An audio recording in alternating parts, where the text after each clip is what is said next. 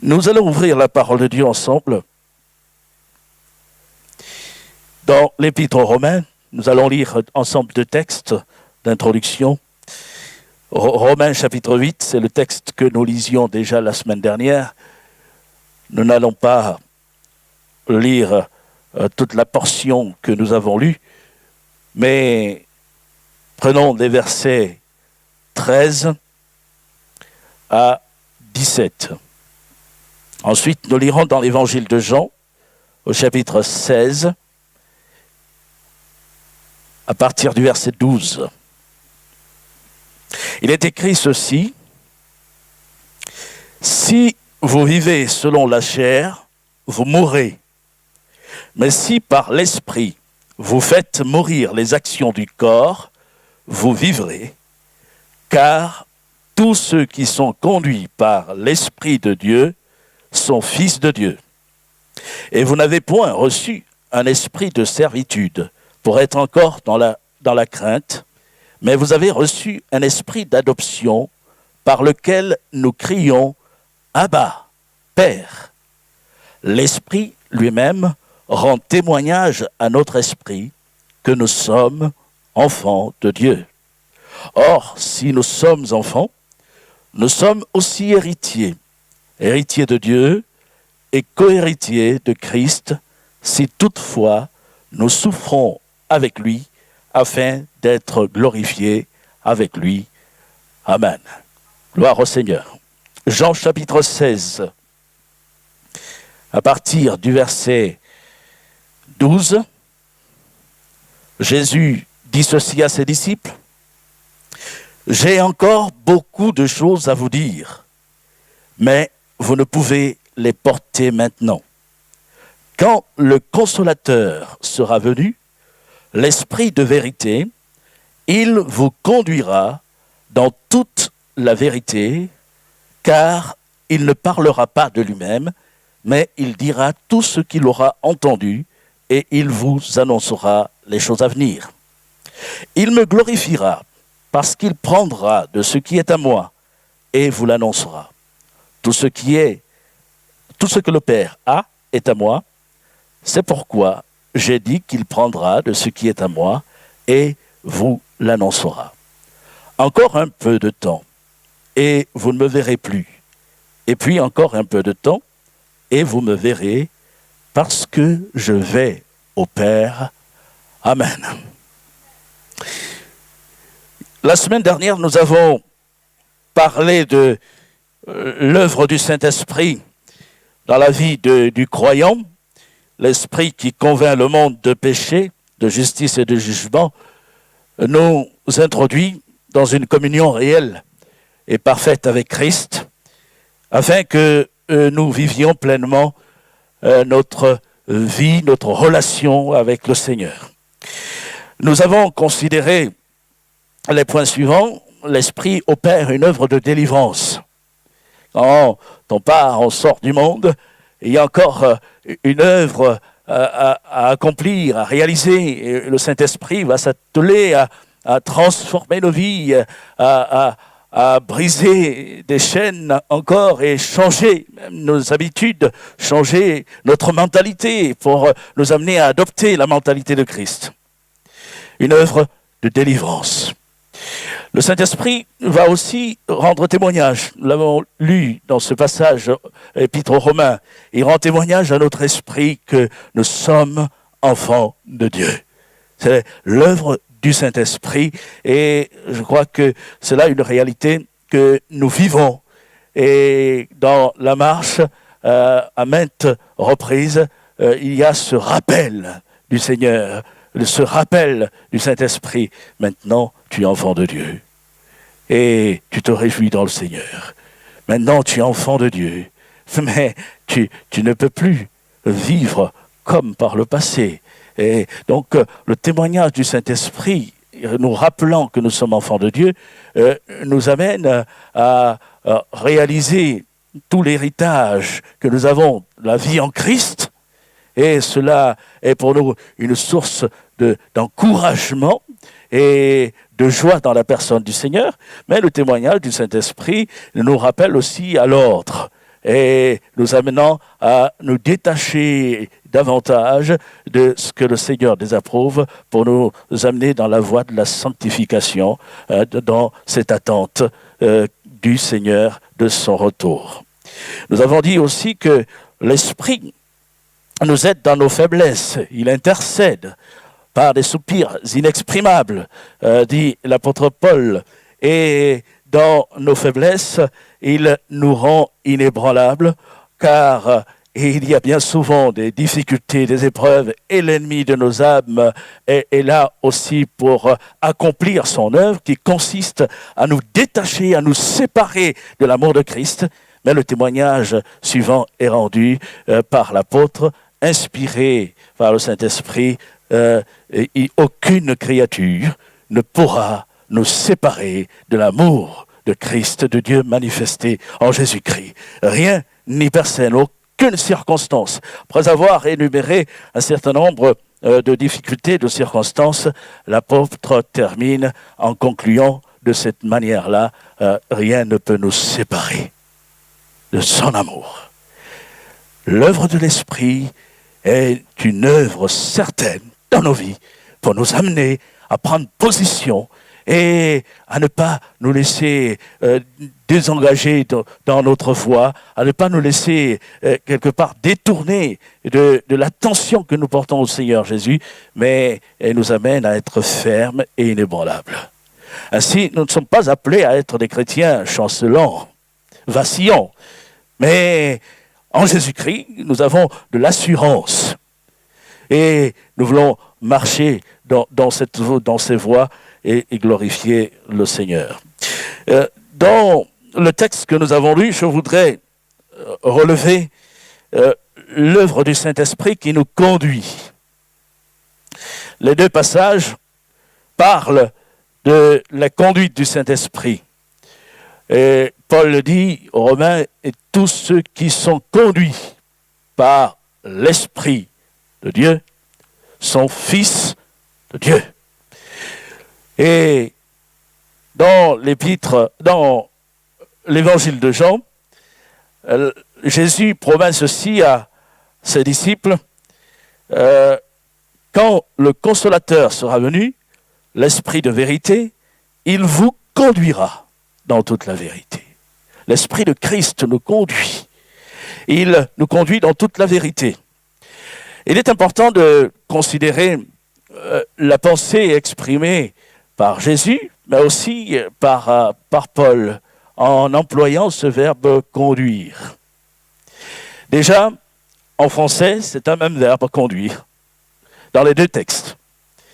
Mais dans le grec, il y a deux verbes différents.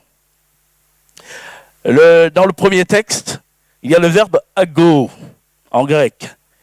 Ce verbe veut dire guider, marcher devant quelqu'un. Il veut dire aussi donner un signal. Et notamment dans le domaine militaire, il signifie commander. Et quand l'apôtre emploie ce verbe en l'appliquant à l'Esprit de Christ, tous ceux qui sont conduits par l'Esprit de Dieu, l'Esprit de Christ, sont fils de Dieu. Et il y a toutes ces déclinaisons que nous pouvons aussi relever et qui donnent un éventail des opérations du Saint-Esprit, de l'œuvre du Saint-Esprit dans la vie du croyant. Dans le deuxième texte, c'est le verbe adegeo. Oh, je fais grâce de la prononciation, mais ce verbe veut dire conduire sur la route. Il reprend un peu ce que le premier veut dire, signifie. Il veut dire aussi guider. Il veut dire frayer un chemin et pousser quelqu'un dans une voie, mais sans l'agresser, sans lui faire du mal, mais amener quelqu'un à prendre une direction. On en a comme posé et défini l'action du Saint-Esprit dans la conduite du croyant, dans la conduite de celui qui a confessé Jésus-Christ. Je voudrais revenir sur un certain nombre de pensées exprimées et relever déjà l'aspect de la marche. Marcher devant quelqu'un. Le Saint-Esprit nous a été donné pour nous conduire. On pourrait dire pour marcher devant nous, pour être ce guide qui nous montre le chemin, qui ouvre la marche et qui nous permet ainsi de suivre la direction que lui seul donne. Gloire à Dieu. Cela me fait penser au peuple d'Israël. Et le rapprochement, il est souvent évident entre la marche du peuple d'Israël et la marche des disciples de Jésus, la marche de l'Église de Jésus-Christ. Dans le désert, après avoir été libérés des chaînes de l'esclavage, du joug de Pharaon, le peuple d'Israël a dû traverser le désert. La marche n'a pas été facile, mais il a pu arriver à destination, rentrer dans le pays de la promesse. Et ce n'est pas le peuple qui a choisi l'itinéraire. L'itinéraire a été choisi par Dieu. Et c'est Dieu qui a ouvert la marche du peuple à travers le désert. Et à chaque étape, c'est Dieu qui ouvrait encore la marche. Nous lisons dans le livre de l'Exode, au chapitre 13, verset 20, ceci. Ils partirent de Sukkot et ils campèrent à Étam, à l'extrémité du désert. L'Éternel allait devant eux le jour dans une colonne de nuée pour les guider dans leur chemin et la nuit dans une colonne de feu pour les éclairer afin qu'ils marchassent jour et nuit. La colonne de nuée ne se retirait point de devant le peuple pendant le jour, ni la colonne de feu pendant la nuit. Amen. Le peuple a été délivré, le joug de l'esclavage a été secoué et ce peuple est sorti d'Égypte. Ils sont arrivés dans un lieu appelé Sukkot, tente. Et là, il a fallu reprendre la marche. Mais pour reprendre la marche, c'est Dieu lui-même, à travers de la colonne de nuée, symbolisant la présence du Saint-Esprit qui s'est chargé de guider le peuple. C'était pour la direction indiquée au peuple d'Israël, mais pour l'Église, le Seigneur ne nous a pas laissés là comme perdus dans le désert. Le Seigneur nous a donné la colonne de nuée et la colonne de feu, la personne du Saint-Esprit. Et le Saint-Esprit, dans le désert de ce monde qui parfois est brûlant, est rude, la marche difficile, le Seigneur nous accorde la présence bénie de son Esprit. Tout à l'heure, j'ai entendu dans la prière un frère qui adressait ces mots, Seigneur, aide-nous à avancer, Seigneur. Aide-nous à avancer.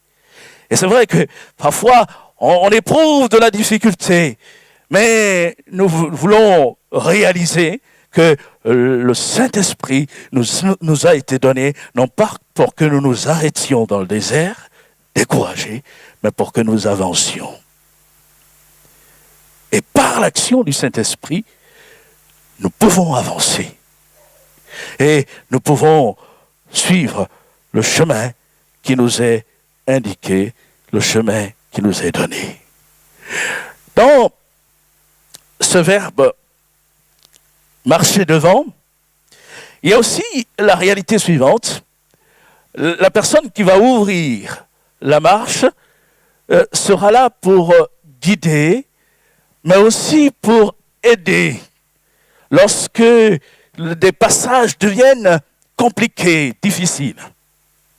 Alors, ceux qui sont amateurs des randonnées connaissent un peu, peut-être mieux que les autres, cette réalité des randonnées, notamment en montagne. Hein, Claire, je cherche du regard clair, parce que dans la région de la Savoie, une région montagneuse, il y a plusieurs parcours de randonnée. Nous avons fait quelques randonnées, mais c'est vrai que selon l'itinéraire, il y a des endroits qui sont périlleux. Et dans ces endroits et en altitude, il vaut mieux avoir un connaisseur, quelqu'un qui connaît la montagne. Et souvent, lorsque nous avons fait des randonnées en groupe, l'église, il y a des gens qui, eux, sont exercés. Et ces personnes se tenaient devant et aidaient les plus jeunes ou ceux qui étaient le moins rassurés, les prenant par la main. Elles étaient devant, elles aidaient en tendant la main pour que les personnes puissent passer et avoir de l'assurance dans le passage le plus compliqué. Et je pense que c'est là une image qui doit aussi alimenter notre foi et nous rassurer. Dans les passages compliqués, le Seigneur ne nous laisse pas seuls. Le Saint-Esprit ne nous laisse pas seuls. Il est devant nous, mais il va comme nous tendre la main, il va nous secourir, il va nous aider. Et nous pourrons ainsi continuer la marche avec assurance, avec confiance. Donc l'Esprit va ouvrir la marche. Mais nous sommes appelés à avoir nos regards sur lui, à nous laisser conduire, à nous laisser diriger par lui. Et nous pouvons bénir le Seigneur de ce qu'il est venu. Il ne nous a pas laissés orphelins, mais il est venu pour nous aider dans ce désert, dans le désert de ce monde. Et son soutien nous accorde de pouvoir encore manifester une foi vivante en sa personne. La deuxième chose que je voudrais relever, c'est que le Saint-Esprit donne le signal.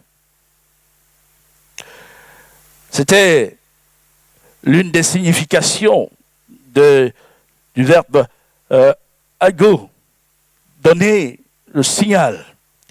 Il va donner le top du départ, mais aussi le top quand il faut s'arrêter. Et restons sur l'exemple du peuple d'Israël dans le désert. Nous pouvons relever le fait suivant. Personne ne devait prendre l'initiative de continuer le voyage quand le camp était dressé. Cette initiative relevait de la souveraineté de Dieu. Dieu seul donnait le top, le signal pour le départ. Et dans le livre de l'Exode, au chapitre 40, verset 36, il est écrit ceci. Aussi longtemps que durèrent leurs marches, les enfants d'Israël partaient quand la nuée s'élevait de dessus le tabernacle, et quand la nuée ne s'élevait pas, ils ne partaient pas jusqu'à ce qu'elle s'élevât.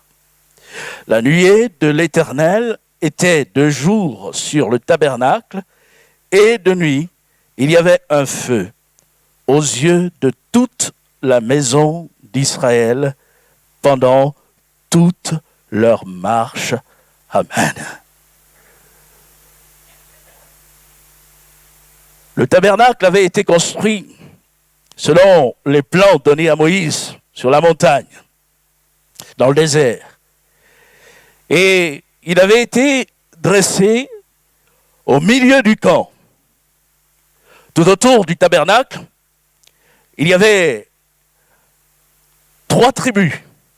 3 tribus campaient à l'est, 3 tribus campaient à l'ouest, 3 tribus campaient au nord et 3 autres tribus campaient au sud. Le tabernacle était au centre du camp, ce qui indiquait que Dieu voulait habiter au milieu de son peuple.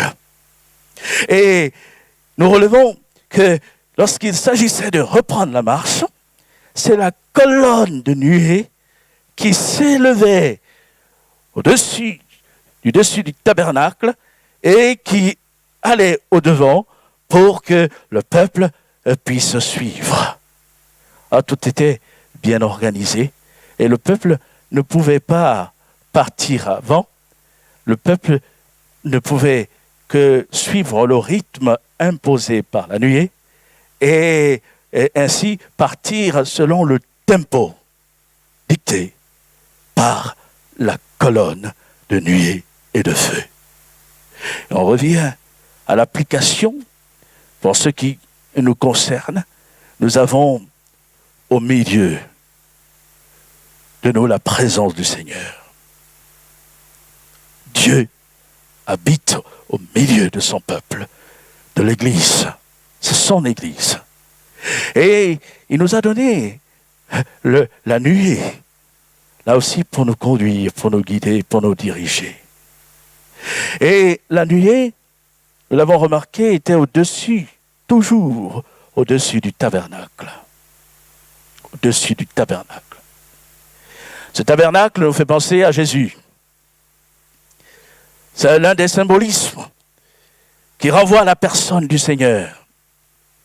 Vous vous souvenez que lorsque Jésus a chassé les vendeurs du temple en faisant un fouet et en renversant les tables des changeurs, en chassant les bœufs qui étaient sur le parvis, et c'était notamment le parvis des gentils, des païens, le lieu où ils devaient prier.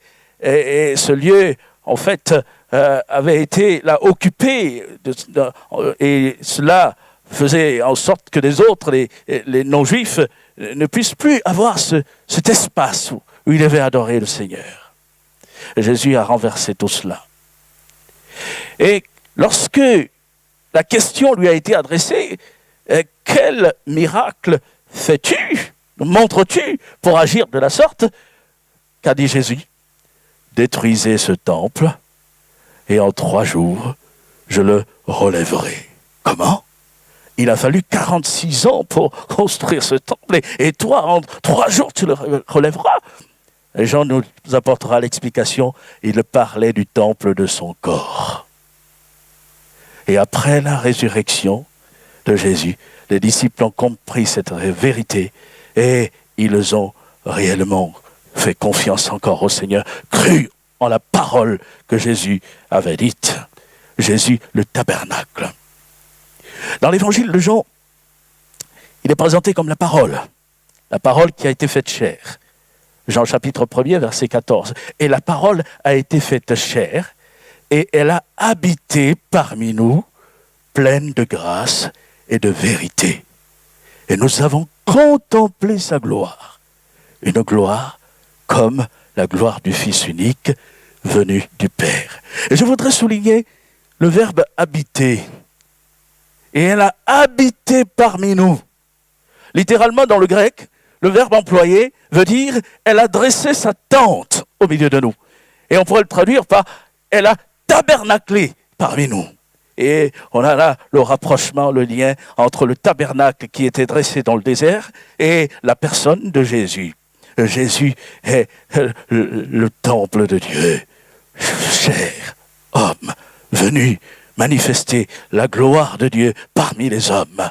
Et tous ceux qui l'ont reçu, tous ceux qui ont confessé le nom de Jésus, qui ont cru en son nom, la parole faite chair a donné le pouvoir de devenir enfants de Dieu. Et ceux qui sont conduits par l'Esprit de Dieu, ceux qui sont conduits par l'Esprit de Christ, sont fils de Dieu. Alléluia. Et dans le désert, le peuple d'Israël avait constamment les regards, devait surveiller le mouvement de la colonne, suivre la colonne. Et cette colonne, elle est encore là dans l'église. Les regards du peuple devaient être orientés vers le milieu du camp. Parce que là, au milieu du camp, il y avait le tabernacle. Et il y avait la colonne.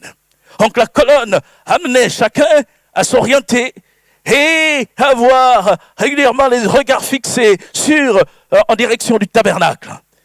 Et la réalité est la même pour nous. Le Saint-Esprit nous a été donné pour nous conduire à Christ et pour nous amener encore à considérer Christ, à contempler Christ. Nous voulons contempler sa gloire. J'en dis, et nous avons contemplé sa gloire.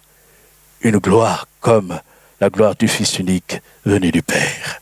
Et aujourd'hui, par le Saint-Esprit, nous voulons être encore de ceux qui contemplent la gloire du Seigneur, la beauté de sa personne.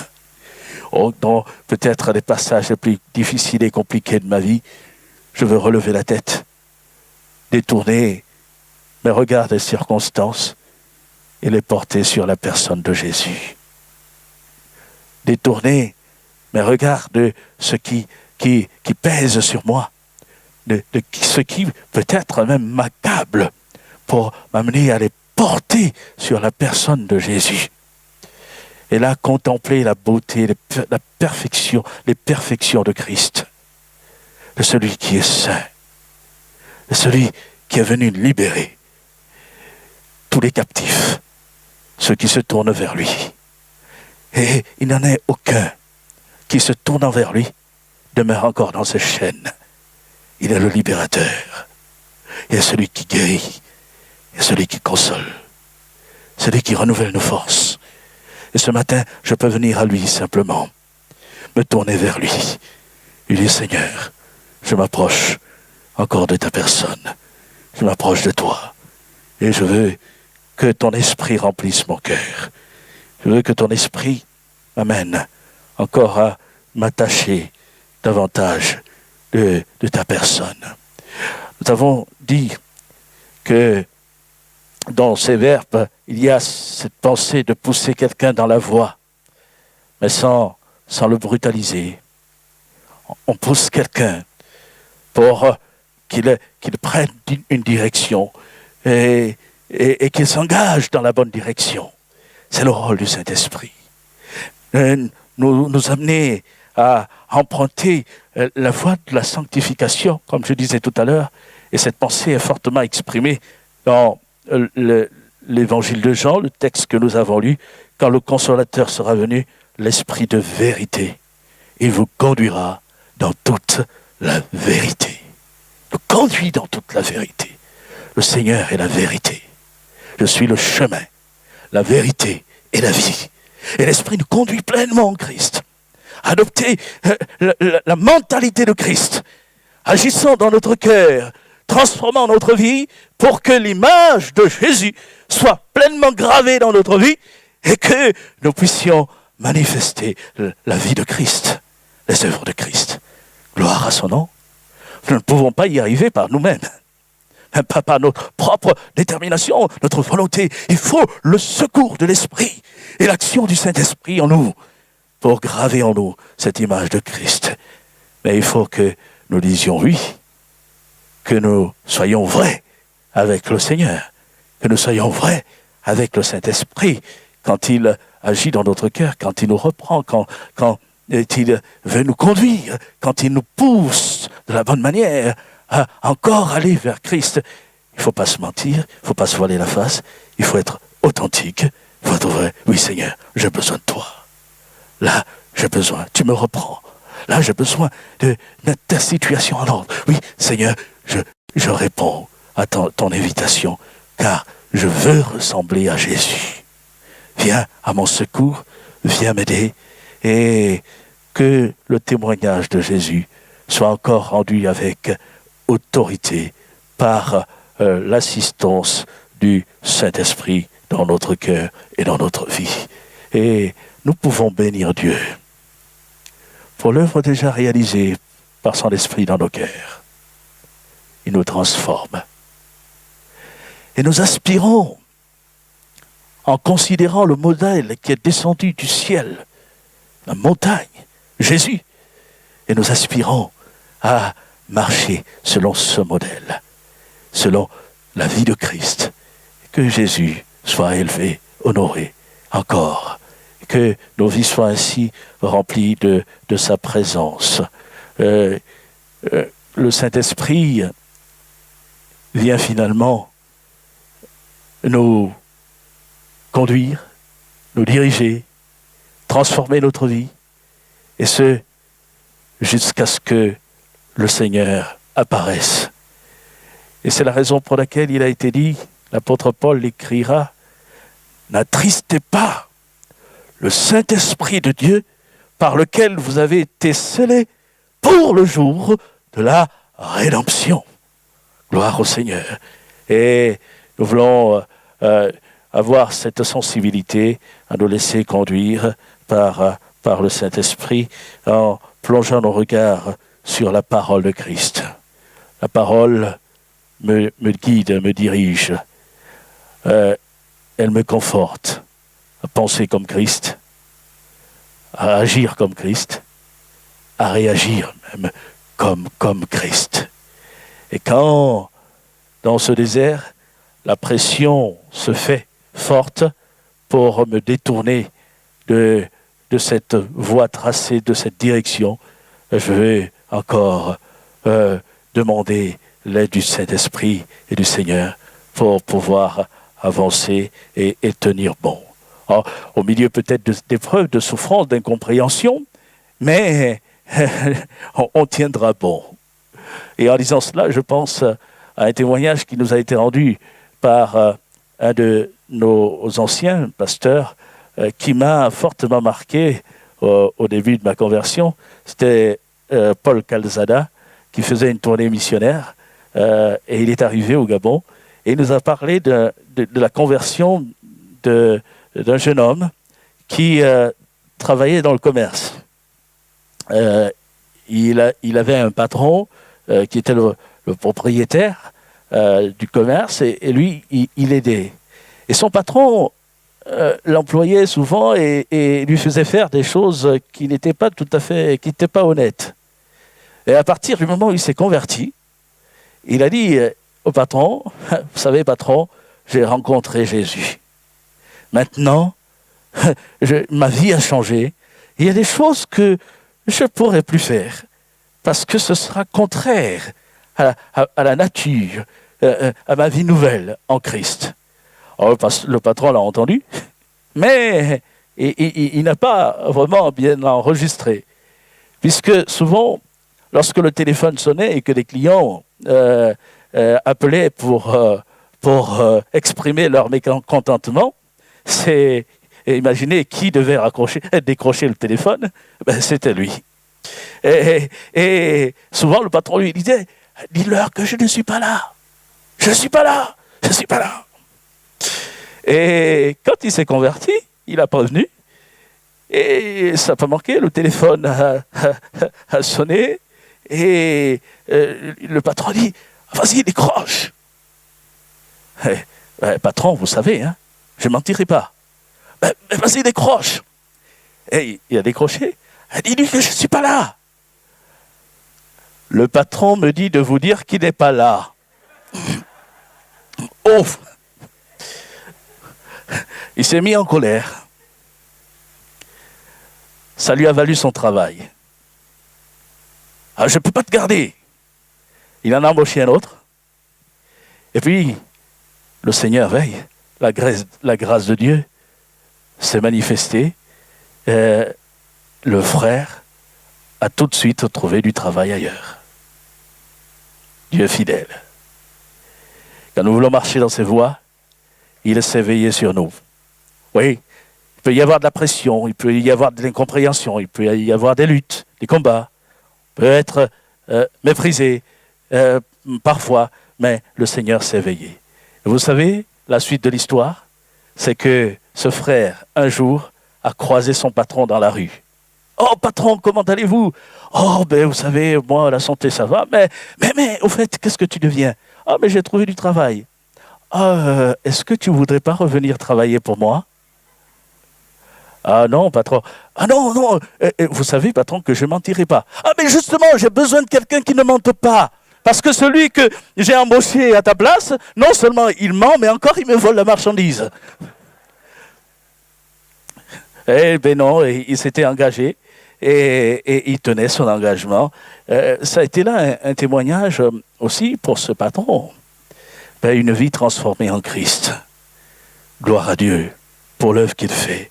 Un homme qui, autrefois, marchait dans les combines, dans la triche, et qui était là, faisant des œuvres malhonnêtes, déshonnêtes, et qui va en Christ pouvoir marcher dans la vérité, dans la droiture, parce que la parole de Dieu l'engage par le Saint-Esprit dans cette voie de la vérité et de mettre en pratique la volonté de Christ, la mettre en œuvre dans sa vie.